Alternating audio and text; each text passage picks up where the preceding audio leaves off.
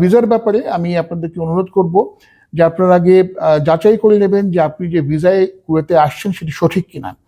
বাংলাদেশ সরকার কর্তৃক অভিবাসন ব্যয় নির্ধারণ করা আছে কুয়েতে, সেটি হচ্ছে 1,06,780 টাকা। এর বেশি অর্থ কাউকে দেওয়ার কথা না, ব্যয় করার কথা না। এবং ভিসা ক্রয় বা বিক্রয়, এর বেশি অর্থ প্রদান, আদান প্রদান দুটি হচ্ছে গিয়ে আইন অনুযায়ী অবৈধ। বাংলাদেশের আইন বলেন, কুয়েতের আইন বলেন। এবং কুয়েতের লেবার ল অনুযায়ী যিনি কুয়েতে কোনো কাজ নিয়ে আসছেন, যদি কোনো কোম্পানিতে আসেন অথবা যদি কোনো কফিলের কাছে তার বাসায় ব্যক্তিগত ড্রাইভার বা অন্যান্য অ্যাপয়েন্টমেন্টে আসেন, এই তার যাওয়া আসার যে বিমান খরচ সেটিও কিন্তু কোম্পানি বা কফিলের দেওয়ার কথা। এবং আপনাদেরকে অনুরোধ করব যে এই ভিসা আপনি পাচ্ছেন সেই ভিসাটা যাচাই করবেন।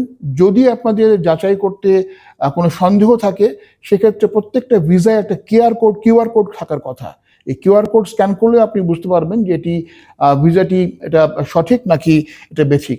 এছাড়া যদি তারপরে সন্দেহ থাকে, আপনারা ভিসার কপিটা আমাদের বাংলাদেশ দূতাবাস কুয়েতে laborwing.kuwaitemb.bd.gmail.com এই ইমেল অ্যাড্রেসে পাঠিয়ে আপনারা যাচাই করে নিতে পারেন আমাদের মাধ্যমে যে ভিসাটা সঠিক নাকি এটা একটা জাল ভিসা। এবং আসার আগে আপনার অনুগ্রহপূর্বক এটা নিশ্চিত হবেন যে আপনি কোন কোম্পানিতে কাজ করছেন বা কোন কফিলের কাছে কাজ করছেন, কি অ্যাপয়েন্টমেন্টে কাজ করছেন, আপনার মাসিক বেতন কত।